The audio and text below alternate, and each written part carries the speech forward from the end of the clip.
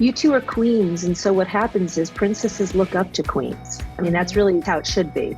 And so that kind of beautiful, strong, fierce, but loving leadership is needed, especially among women. We don't need to be men to be powerful leaders. We need to act like fierce, kind, loving, clear women.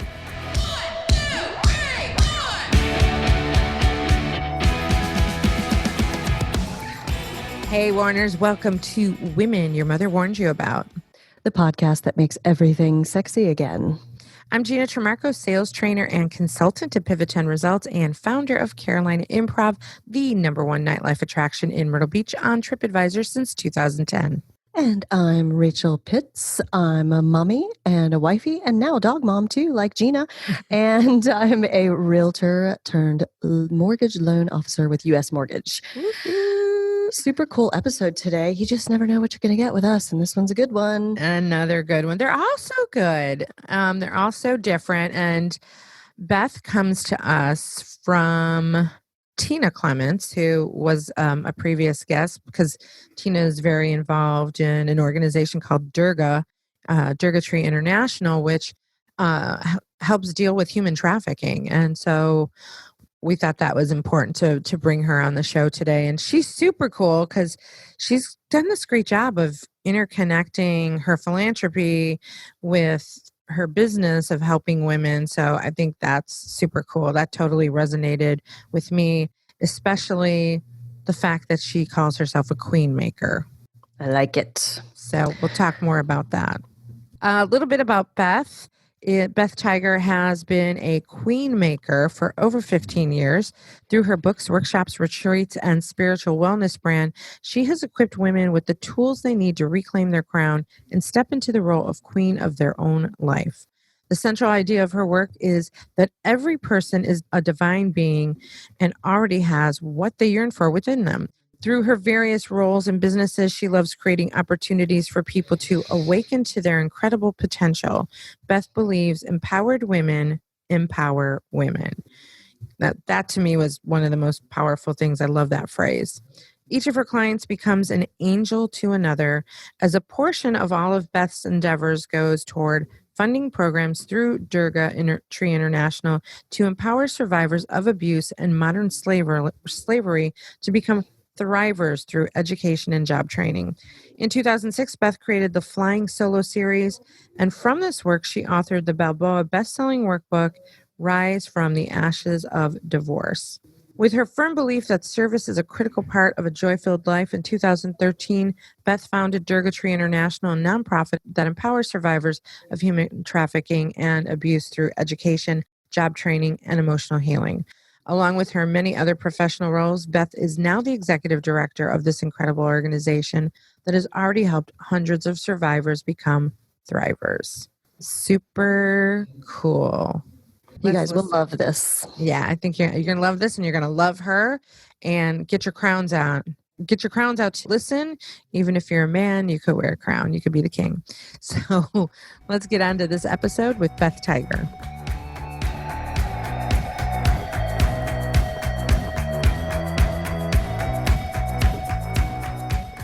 Hey, Liz, welcome to Women Your Mother Warned You About. Hopefully you've listened to a show or two and you have been warned about what to expect with us. I have. Awesome. Perfect. Because you still agreed to come on. So you are our kind of woman. You're probably most likely a woman your mother warned you about. And we want to ask you about that. But I changed this up a little bit because I was stalking your website, and I love it, by the way. I was watching all kinds of stuff and reading all kinds of stuff about you. But you have on your homepage basically that you're a self-proclaimed bitch. You bet. Can you break that down for us? Because I know there's a breakdown to that. Well, the word bitch has a negative connotation, and I think that a lot of women don't even realize that a lot of the negative names that we call one another or that we're called are related to powerful feminine aspects in the world and also to our physical body types. So a bitch, fierce, alpha female dog, and yet protective, leader. And yet when we're talking to one another, we're like, oh yeah, you're such a bitch. And I decided that I was going to take back those names. And so I decided to reclaim my inner bitch. And I break it down like I am either bold or beautiful. I'm intelligent. I'm inspirational. I'm talented and tenacious. I'm compassionate. I'm, and then I have a great sense of humor, and I'm hot. So that's, and when I talk to women about that, and I'm like, if you reclaimed your inner bitch, how would you describe her? It's pretty amazing to see women step into a power they know already exists inside of themselves, but they have shame around it. We're like, oh, I shouldn't be bitchy. Well, why not? Why not?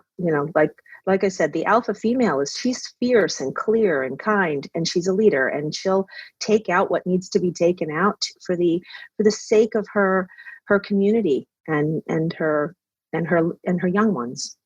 I think the combination of that and your last name, Tiger, I mean, it doesn't get more fierce than that.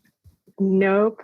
I was talking to my two of my children the other day, and I had seen a post on Facebook or somewhere, and I thought it was so cool. And it said, tell your love story in 3 words. And so I was asking the kids, and they were thinking just a romantic love story. And I had really thought about that post when I saw it. And I said to them, they're like, well, what's yours? And I said, I love fiercely. That's my love story. I love that. Even Tugga, tugga, roar. That's a really great question. What's your love story? Yeah. Even when you think about your love story for the world, like what is that? Like, how do you love the world? How do you love other people? And fiercely, by the way, means I make mistakes too. When you're fierce, sometimes you can speak and then wish that what came out of your mouth didn't, but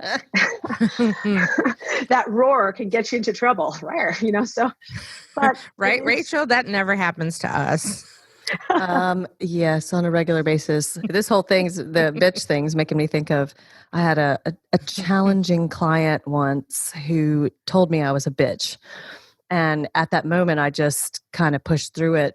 And then eventually got the business done with her. And then we sort of laughed about it later because I said, yeah, you remember when you called me a bitch? And she said, yeah, I'm sorry about that. And I said, no, I actually take ownership of that because I am a bitch. I'm a bitch that gets shit done. That's right. And she was like, right. You are. And I was like, I don't hold it against you. It was actually kind of an interesting moment.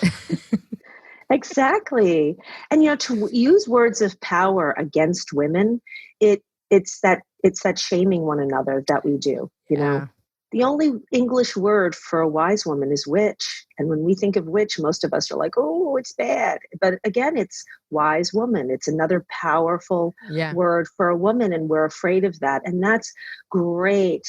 That's great marketing for hundreds, if not thousands of years by a patriarchal system. And I love men, but that is the truth around a lot of that. Is that really true that that's the only word for wise woman? Mm-hmm. And I mean, I don't know if we can say this on your podcast, but can say anything. Okay. So the word cunt means vagina in German. And yet it's the worst thing we can call each other. Well, I don't know that that's the seed of creation and power for women. So let's make that a negative thing. And let's make that shaming and not powerful.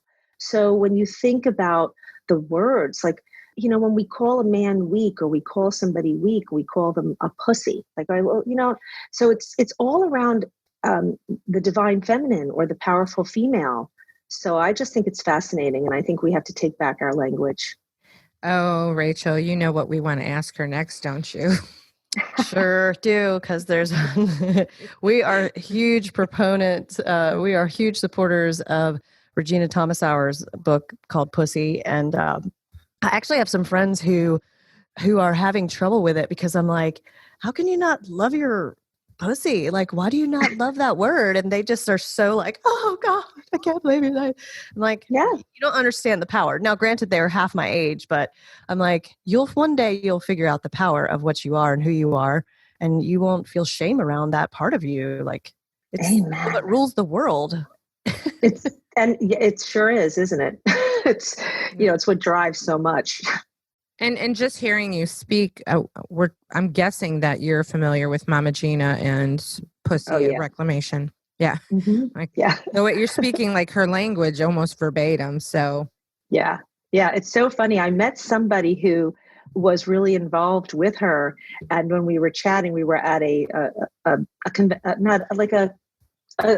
retreat, and it was called Women at Woodstock. And she was like, "Do you know who Mama Gina is?" And I didn't. And she was like, "Oh," and I have not, done anything with her or taken any classes with her, but I've heard that we really have the same vibe in terms of. You do. Have you read the book? No. Mm-mm.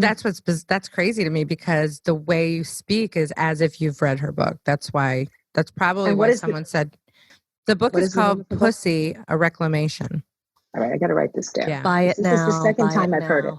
Yeah. No, this is the second time I've heard it. So I'm like, I've got to write this down. It's pretty powerful, and it's pretty much in alignment with everything that you're saying. That's why I was like, gosh, you must be part of her tribe.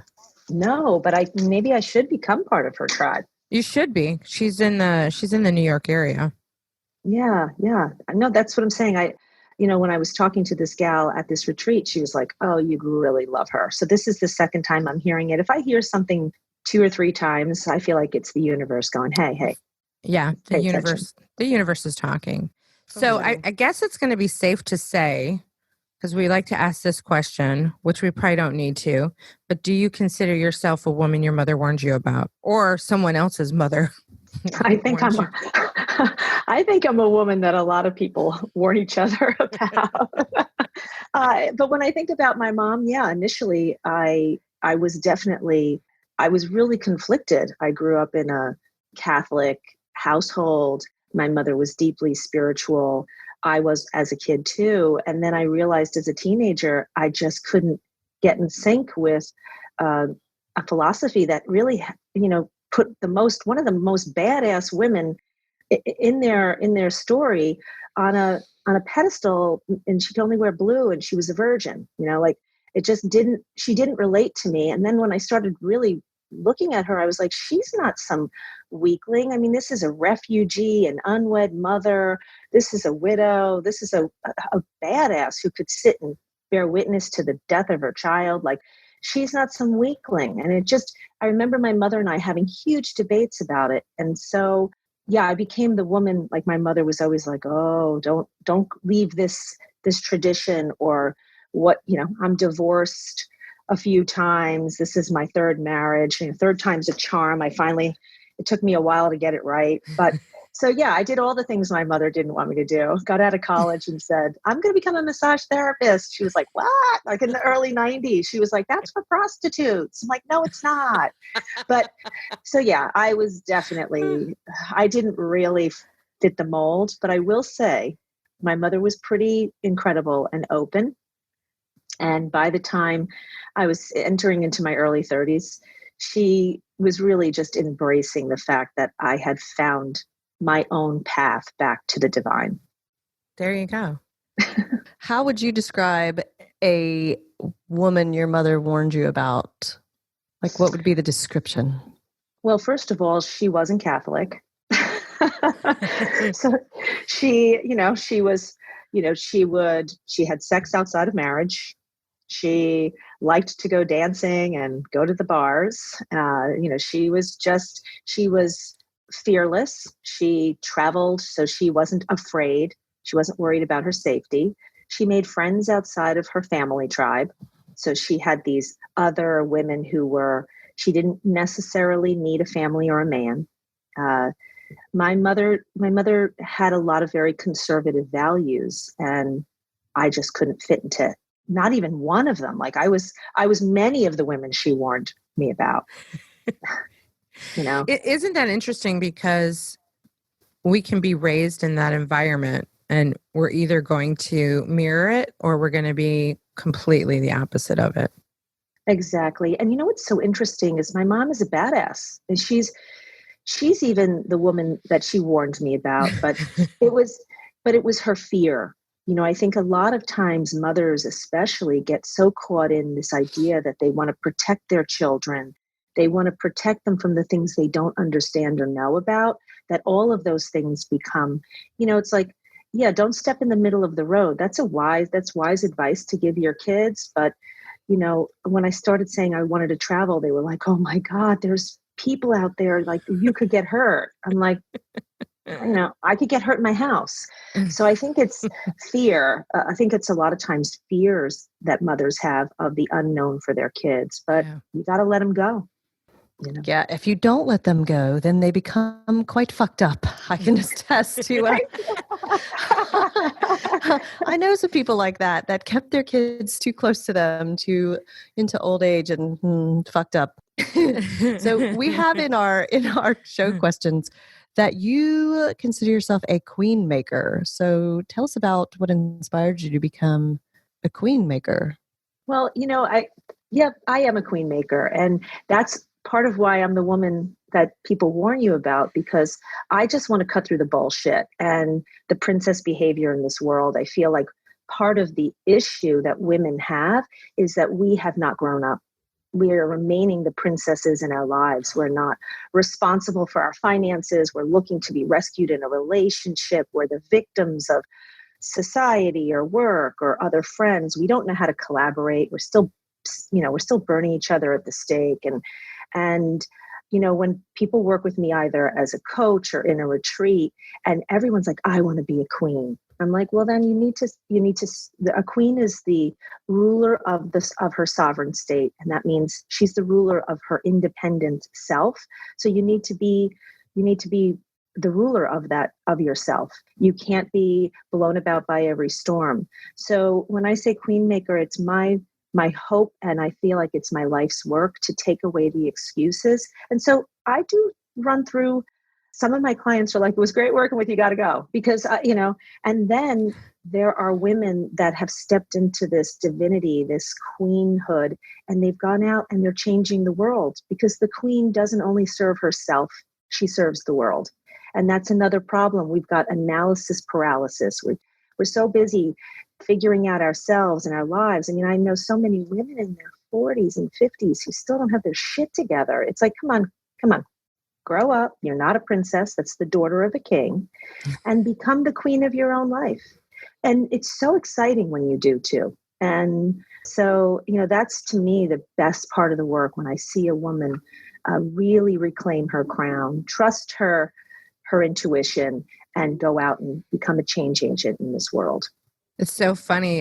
Just a few days ago, Rachel and I were having a conversation on Facebook about, I think Rachel said she was the queen, and I'm like, I'm also the queen, because who wants to be a princess? I mean, a princess, if you get the right king, maybe, but who wants to be a princess when the queen has the power? But here's the thing, the princess is a child of the king. So she's not the equal of a king. Yeah. And so a lot of women love the idea of being rescued by a king, and then they're dissatisfied, or they're the look at me, I'm the shiny thing and I'm his princess. But then they wonder why he chooses down as she gets older. They're petrified of aging, because then that king might want another princess. Yeah. And then we don't even serve our men when we stay princesses. We're not being, I would think it's got to be a drag to have to take care of your partner. And I'm not, right? Yeah, totally. The joke that I have with my husband is I am definitely a queen and have been for a long time. And I rule my nation with power. And the joke that I always make with my husband is, please let me be the princess. I just want to go home and just not do anything. But that's when I get tired and I don't want to have to rule the kingdom anymore. Yeah. And he's like, you can do that anytime you like. And he laughs because he knows that it never will happen. I'm like, pretty please, can I just sit at home and do nothing and look pretty? And he's like, anytime you choose. But I know maybe we need. And he's right, because I won't. Maybe we need to reframe it and just be like, the queen's taking a day off. Yeah, the queen needs that, for God's sakes. The queen's taking the day off. Well, even when you think about the earth, right? I mean, the ultimate queen, right? The Mother Earth, Gaia. I mean, she has winter every year. She goes within. She takes time to kind of nourish the pieces within her. And I feel that it's not about not nurturing one another or nourishing one another in partnership or even in collaboration with other queens, because queens need other queens, right? Like, we have all of our queendoms around, and we need to collaborate in order for there to be peace and real vitality in this world. But, when I think of a king and a queen, when you think of king and queens of ages ago, the king would wear a crown on his head. And the crown, right? Men are logical, right? So they think with their mind, they think with their logical mind. They're coming from that place of, the real brainiac. So they're really coming from that place of logic. But queens used to wear this thing around their center. I don't know if you've seen the medieval pictures where you'd see them bejeweled around the center with this draping going down in between their legs. And that was called a girdle. That was the original girdle. And the reason why a queen would wear that is because a queen trusted her intuition. She trusted her gut. So men ruled with the mind, and the queen ruled with her intuition. And that was beautiful balance. That's a great balance. Yeah. Right. And so without the queen, we have people ruling this world only with the logic and, with the mind, without the intuition, and without saying, oh, is this good for the next generation? Is this good for my community? I don't know if that's the right thing. So we need queens to bring back balance, even planetarily. That's why it's such a shit show out there. I think we need a queen convention. We do. Well, and it's important too that gathering of the queens, that women understand that we all get to be the queen. And I'm a huge like psycho Game of Thrones fan, and like the whole struggle of the whole thing is like the Queen Cersei and Queen Daenerys fighting over who gets to be the queen, and they end up like everybody is killing each other over this struggle of who gets to be the queen rather than just. And I think the analogy is that women tend to try to be better than one another or decide that she's doing good, so that and that means I can't do good, and it's and tear each other down rather than understand, like you're saying, Liz, that we all get to be the queen if we so choose. Yeah. And, here's the thing too. We don't need to tear each other down, but we also need to honor that wound is ancient. When women were being burned at the stake, it was them or their children or another woman. And they'd be like, oh, take the old hag over there, not me and my daughter. And I feel like we have to kind of heal those ancestral wounds on some level. And that's why I said my work is about being a queen maker, because it's time to heal it, get over it, get to your feet and get on with it, so that we can make a better world for all of the women in this world. The Western women have so much privilege, and yet we're still, and we still don't have all the privilege, right? But around the world, the majority of women don't have the privileges that we do. And so my work with women encompasses is also about my philanthropic or my charitable work. I need more women to be queens in order for the good work to be done.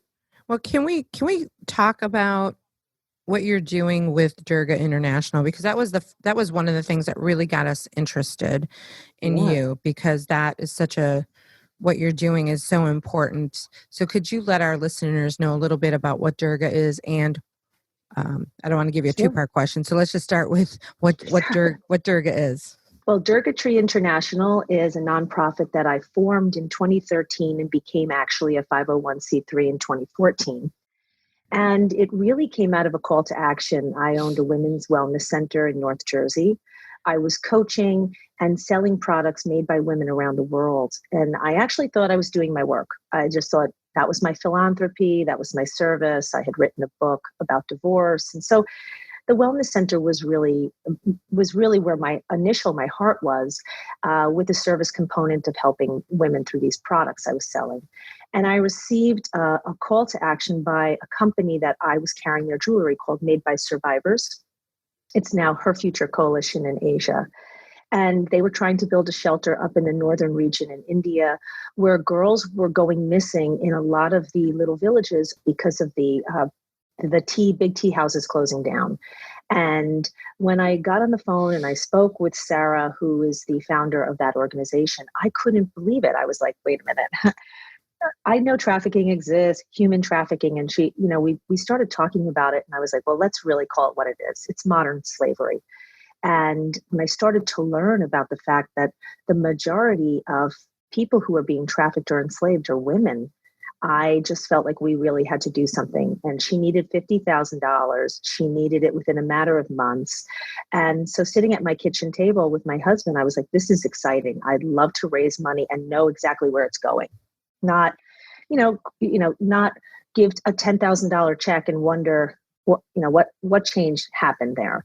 So I called every woman and friend I had from the wellness center. I felt like the woman from Practical Magic, like calling the phone chain saying, let's have a lot of wine and cheese and let's make this happen. And we threw a gala and we did raise the money in a matter of 6 months. So wow. The shelter is built. It's still a shelter we sponsor. But from learning about it, I realized that human slavery, modern slavery was growing. It wasn't decreasing. And it was a disease of the impoverished woman and her children, predominantly, the uneducated or indigenous woman around the world. And so I just felt compelled to create a nonprofit where we would collaborate with multiple organizations on the ground to come up with real solutions to remove people from the slavery cycle and make sure that their children, generationally, there was change. And that's really how Durga formed. The name Durga, a lot of people ask me about the name Durga. If you're familiar with Indian tradition, the Indian goddess with all the arms, she's one of the oldest maternal goddess legends around the world. She's been a favorite goddess archetype of mine. And she was created by 8 gods who wanted to eradicate evil, but they couldn't eradicate evil without the divine feminine. So they each took one of their arms. They created a goddess, of course, and they put her on the most badass animal in the jungle, which was a tiger. And she's the goddess that eradicates evil and limitation in the world, but also within ourselves, which again really resonated with my coaching work and the work I was doing with women here in the US and in Europe, which is we can't change the world. We can't end issues like slavery unless we're continue to work on ourselves and we understand what enslaves us, what limits us, so that we can then go in turn and make some differences. Because charity brings out the crazy in so many people, brings out, oh, I'm serving, I feel good about myself. But, so Durga was a twofold intentional name for our work. And what does Durga mean again? Well, she's the goddess. So she's Durga is the goddess. She's the goddess. And then Tree is the idea that, as above, so below, like we're all interconnected in this world. So we all kind of are part of Mother Earth, Durga Tree International. And so the other component of our work and a big component of the work that we do here in the United States is I hear a lot of times people go, well, trafficking is happening here in the US. And I'm like, I'm very aware of that. And there are great organizations that are dealing with that. We partner with grassroots, boots on the ground organizations globally. But how we choose them is based on the goods and services we receive here in the United States, because it's what I do here is I feel that we are responsible for the demand for trafficked goods based on our unconscious consumption of slave-made goods. So we have a conscious shopping guide on Durga's website. We really try to educate people about our interconnection to where things come from, how they come from, who's making them, who's mining them. You can get a rose quartz crystal for love, but if it was mined by a child slave, I don't think the energy is going to be great there. So it's about, right? So it's about that interconnectivity. So I feel very committed in the US platform about raising awareness about conscious consumption, demand, and reducing the demand for slave-made goods by using our buying dollars to make different decisions on what we buy.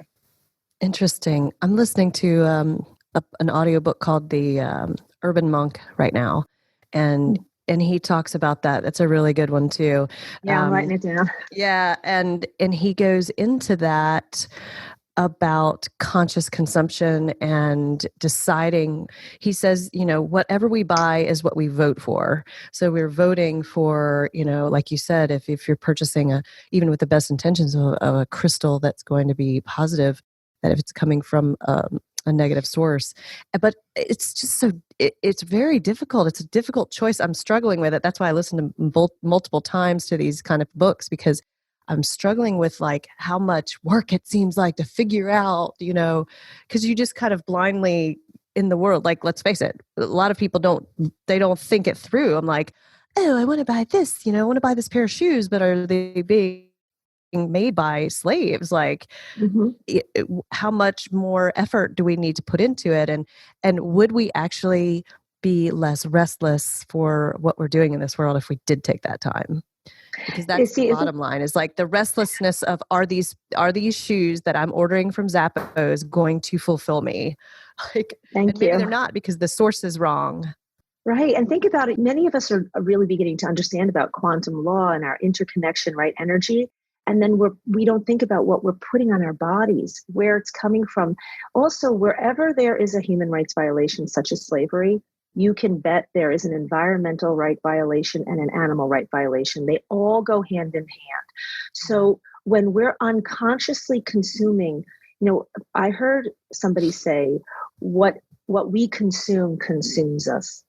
And so we think of that as just food, but it's what we read, it's what we listen to, it's what we wear, it's what drives us.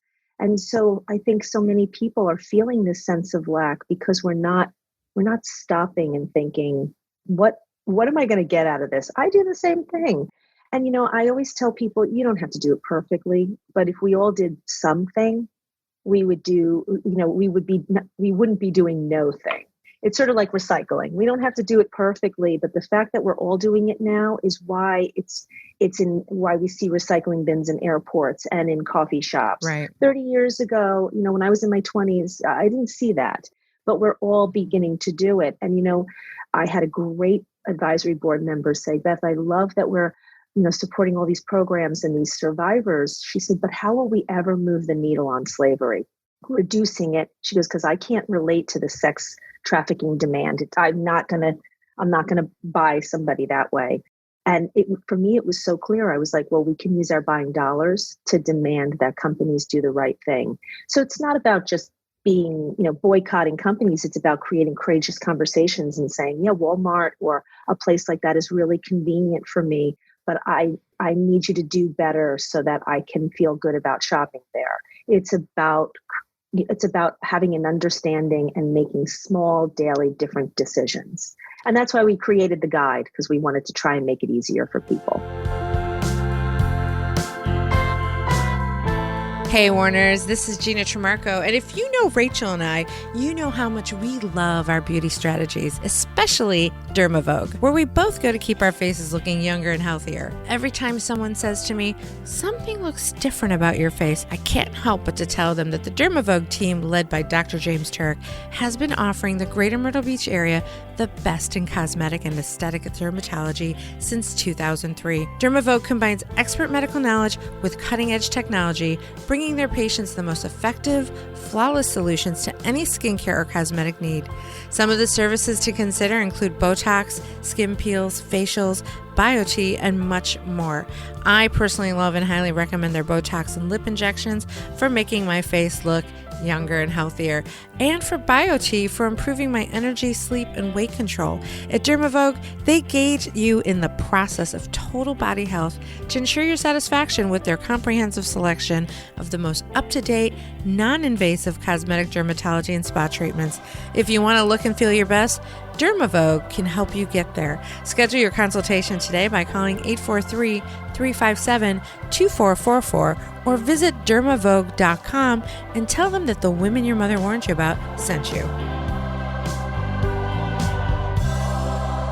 At the end of the day, it's so much about leadership and stepping up. And there is, I think, a smaller percentage of people who are willing to go out there and take the steps that other people are afraid to take or don't know how to take or think they're going to be judged to take. I think Rachel and I can both speak to this, that we're the type of human beings that we will do stuff that other people won't do. And we might be criticized sometimes, but then people start going, oh, they wait, someone's got to be someone's got to be the pioneer that Yeah. starts the movement. Exactly. You two are queens. And so what happens is princesses look up to queens. I mean, that's how it should be. And so that kind of beautiful, strong, fierce, but loving leadership is needed, especially among women. We don't need to be men to be powerful. We don't need to act like men to be powerful leaders. We need to act like fierce, kind, loving, clear women who are willing to go out there. And even in this movement, I just feel like I can't sit in my house and my abundant life. If you are able to listen to this podcast, you are more abundant than most of the women that I serve.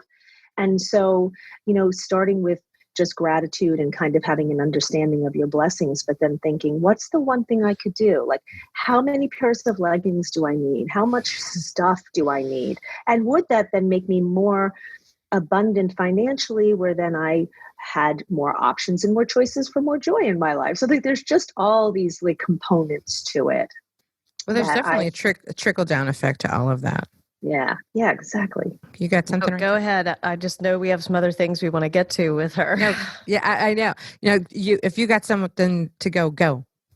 Who? I want to hear about your rising from the ashes of divorce, because I joke about writing a book called How to Get Married and Divorced and Married and Divorced and Married, because that's where I'm at too. And Tina actually was like, ooh, that sounds like a good book. You should write it. You should. We need more good divorce books. Well, and there's ways to do it well, is what I did it. The first time I did it terrible. The second time I did it well. I learned, Exactly. Well, for me, the first time was a fluke. I mean, honestly, I was married and divorced in a matter of like 3 months. I married my high school sweetheart because, I was shit all over. Like, you guys should be getting engaged. You should be getting married. Yeah. And we were both like, oh, okay. And then when we were like, who are you? We didn't even know each other. So sometimes I don't even think of that as a marriage, but it was. And it was a relationship that I ended and got into the marriage with my second husband. And, I don't know if I did it well. I am really proud of how I did it for my children. And one of the most powerful things that happened to me during that experience was I had an amazing therapist and coach. It's what's led me to become a coach. She took away all my bullshit excuses and said, okay, Beth, like, I've heard your story. Now, what are you learning from it? And so from that whole process, I feel like I'm so thankful for those two experiences, because I wouldn't be the woman I am. I wouldn't be doing the work I'm doing without them. And I had just volunteered to, do like a 2-hour workshop for a church divorce group. And it turned into an 8-week program that I taught for several years. And that 8-week program is Rising from the Ashes of Divorce. And it could be rising from any situation, but it is about, again, taking personal responsibility for why you got into a relationship, what went wrong, no more finger pointing and blaming. How are you going to learn about your values and your passions, forgiveness, and live your best life? Because when you're a victim of somebody else, unfortunately, you can't make any changes, right? Yeah, the blame game is a big deal in divorce. And I learned it. My first divorce was a result of domestic abuse, and I escaped it in somewhat dramatic fashion. And I had great therapy. And the best thing I learned from that was it's not his fault. Really, it's two people in a relationship. And I learned it was really important for me. I think he's not really a great human, but I think that's because of where he came from. Like, it's very clear.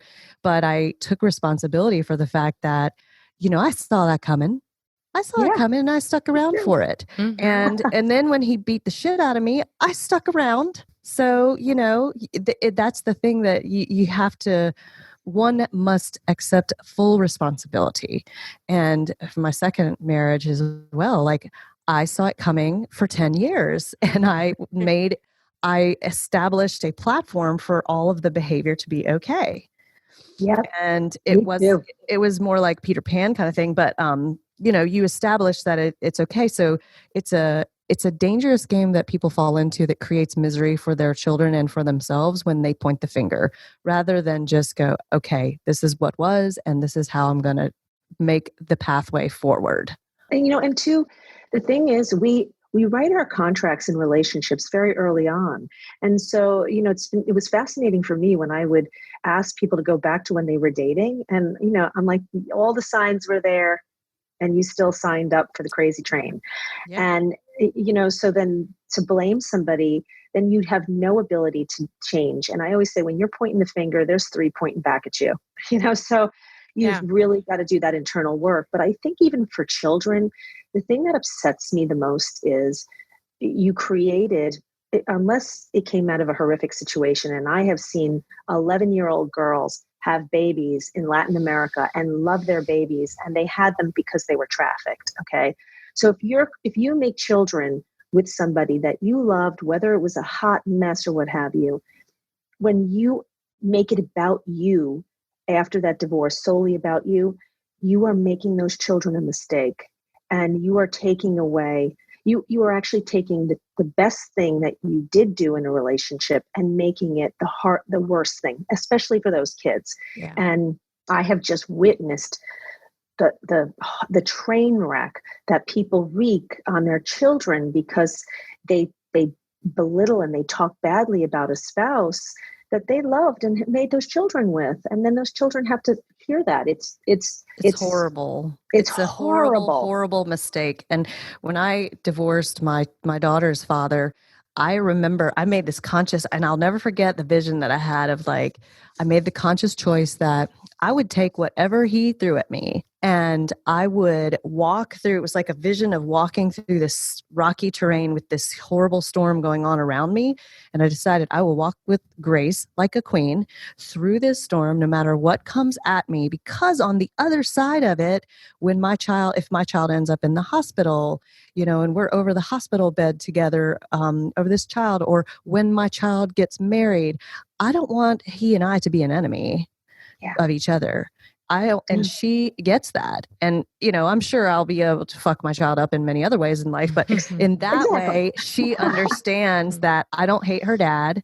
We get along. We are a team raising her, but we just have decided that we're better off not being a team in the same house, Bravo to you. I mean, I want women to really hear that, because it's also it's a queen action. So it's so empowering to take that direction.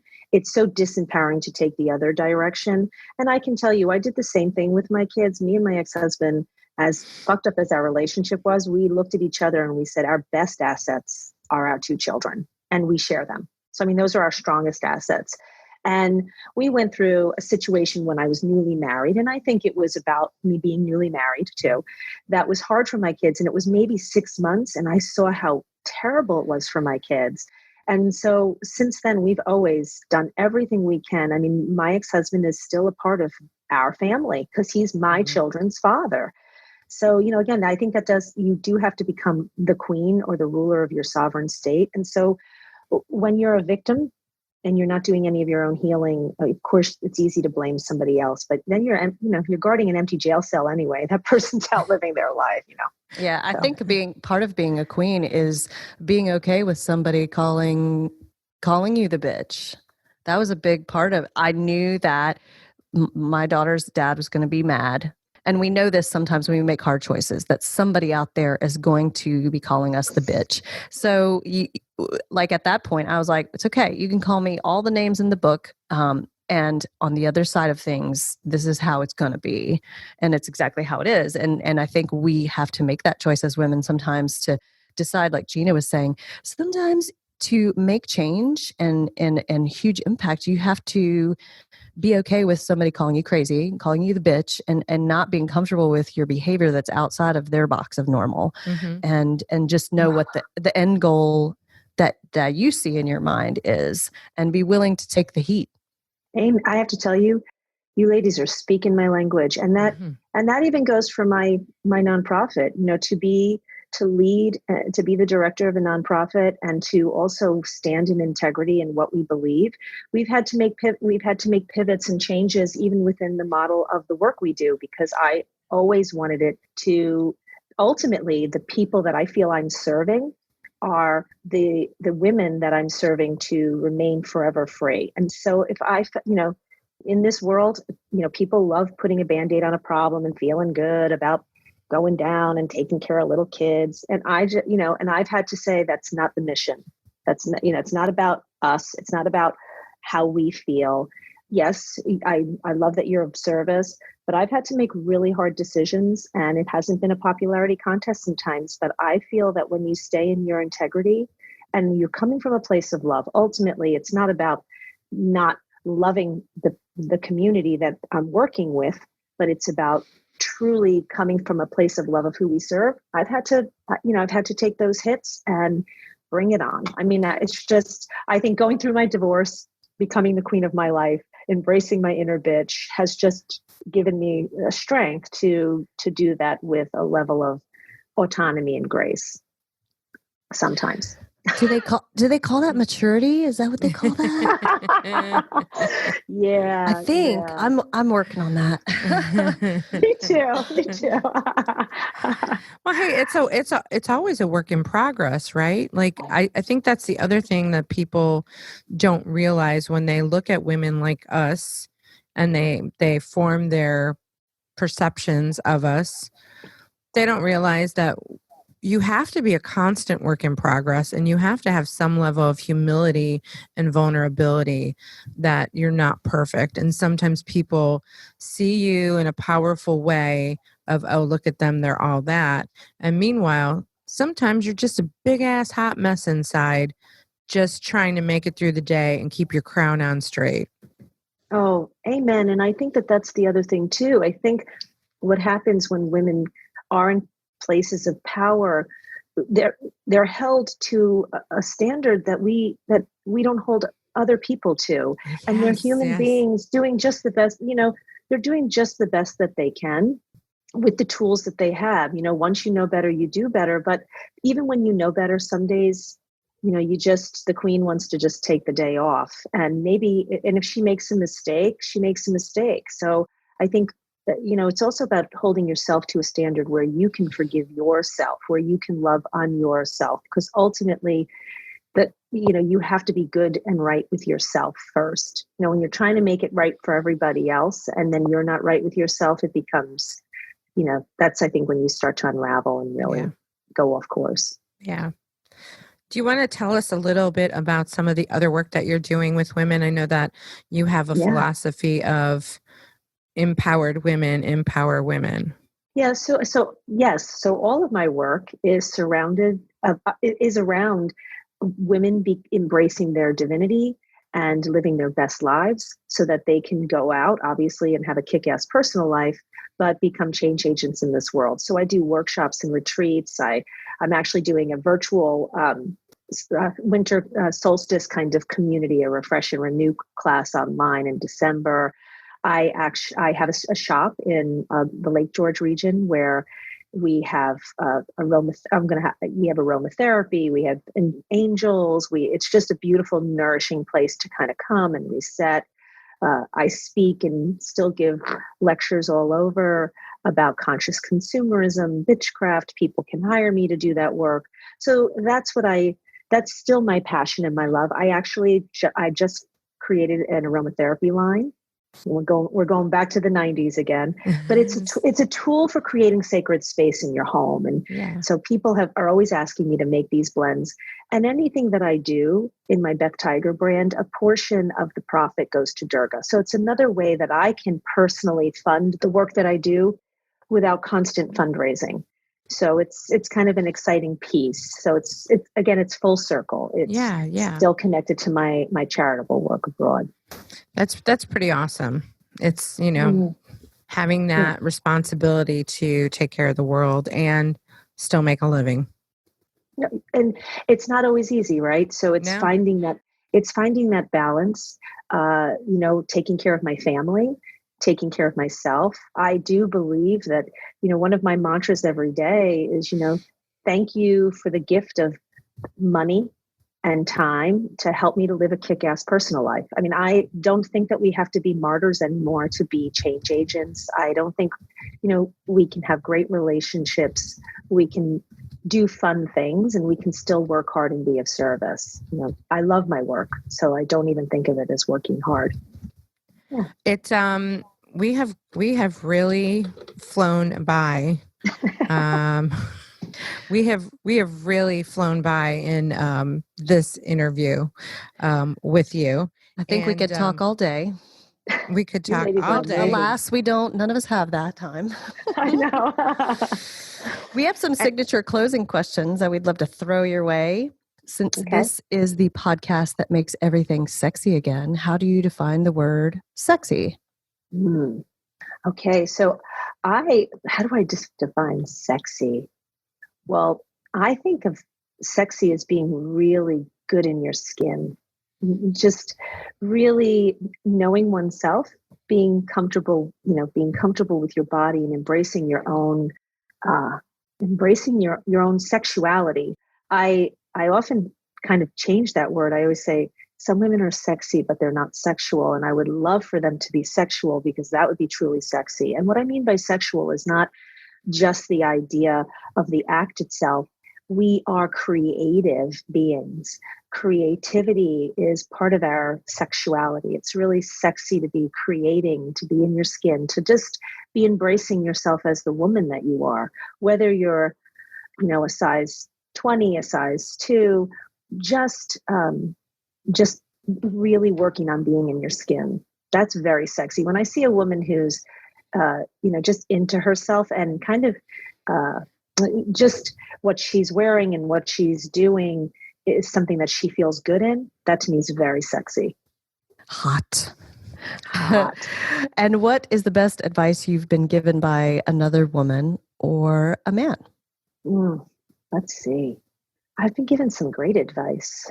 From my mother, I would say some of her tips has always been to take time to connect with the divine every single day, to stop and take some time for yourself every single day so that you can be the best person.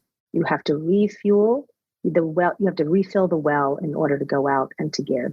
So it's okay to take that time to nourish yourself. So that has definitely been great advice.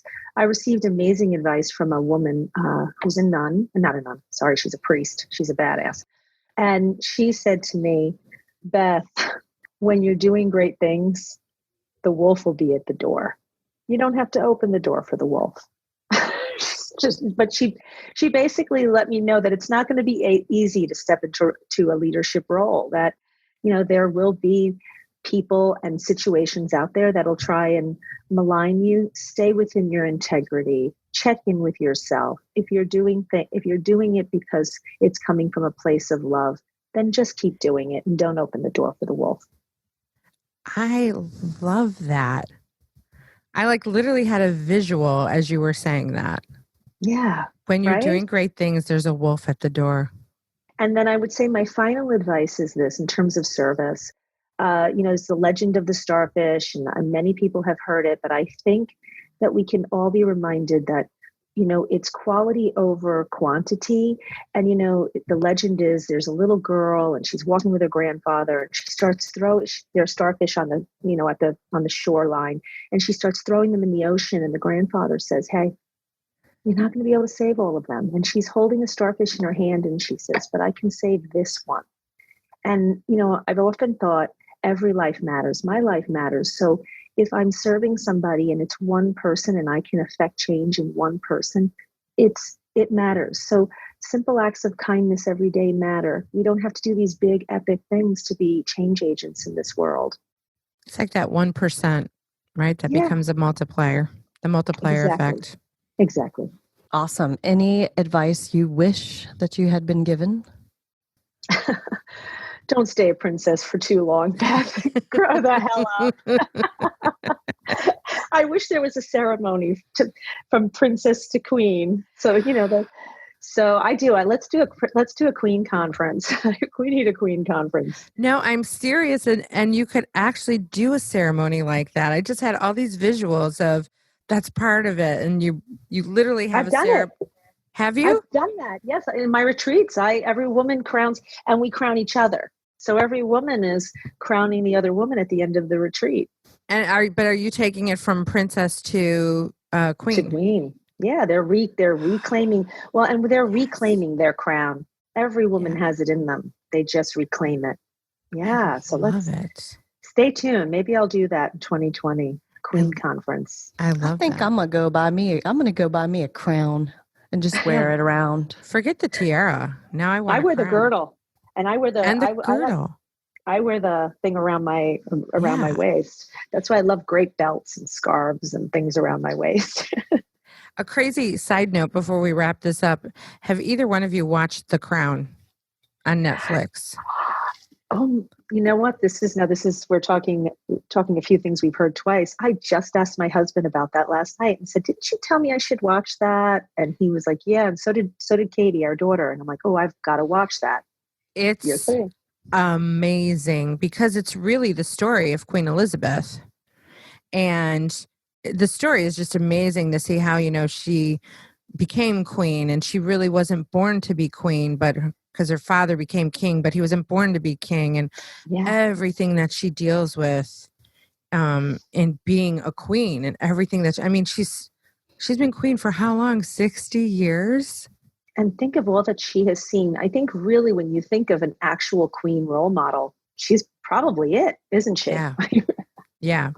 It's a really great, I highly recommend it because the history of it behind it is great, but it's a really great story of how this woman really has transcended over 60 years in a role that was really not so traditional for women. It's so cool. Interesting. I just binged it, the new season, so I just watched all the episodes. I love that. Beth, it has been awesome having you with us. You too. To have us here, be with us today. We really appreciate it. And if people want to connect with you or learn more about you or Durga, what are the best ways to do that? Well, I'm on Facebook and Instagram, Beth Tiger and Durga Tree International. It's DURGA, Tree International. But also BethTiger.com, and that will link you to the charity as well, or DurgaTreeInternational.org. So you can sign up for our newsletters. We only send them once a month. It's just not my thing. I'm too busy. I'm not hounding people with daily emails. But, we keep in touch with people. We let people know exactly our community, what we're doing at Durga, and even with Beth Tiger. And some of the workshops that women can participate in, do you have some of those scheduled? Are they on your website? They are. I'm going to be, so there's one coming up in February around Rising from the Ashes of Divorce. And then the Refresh and Refuel one for December is on there, and people can sign up right on the website. When is it in December? It's December 11th. Yeah. Yeah. And it's a webinar. So it's, so everybody, so everyone can join. It's a virtual community, but there's going to be some things that everyone gets ahead of time, and all the women can stay in touch together. Cool. So awesome. Yeah. Again, thank you so much for being with us today. Thank you. Thank you, ladies, for doing what you're doing. You're featuring great women doing cool stuff, and we need more of that. So thank you so much. Yes, we need some bigger crowns now. Yeah, it's been awesome, and we've met some amazing women. Are you showing us your crown? No, I'm showing you all the queens. I love it. So the 12 disciples, the 12 disciples. So cool. So they're the 12 queens. That is cool. Well, put 2 more queens on there. Put Rachel and I on there. Absolutely. Well, it's time for us to wrap up. Thanks again to Beth. And thanks to all of our Warners for listening to this episode of Women Your Mother Warned You About, and to our sponsor, Dermavogue, the place that makes Rachel and I prettier than we already are. Special shout out to Dr. Jim Turek for doing that. To connect with me directly or learn more about Pivot10 Results and Carolina Improv, you can find me on our website at womenyourmotherwarnsyouabout.com or ginatrimarco.com. And to connect with me, Rachel Pitts, you can find me all over social media as Rachel on Real Estate, or connect with me directly at rachelmtg.com. And to find all our social media links and free downloads, free cool stuff on our website, womenyourmotherwarnsyouabout.com.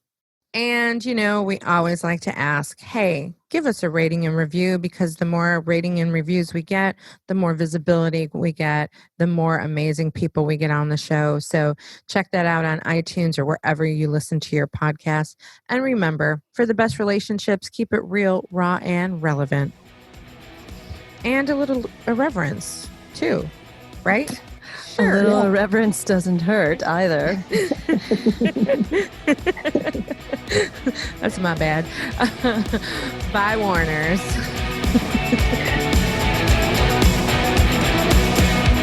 This really will get serious soon. Yeah, it doesn't have to. I don't think anybody wants it to be serious.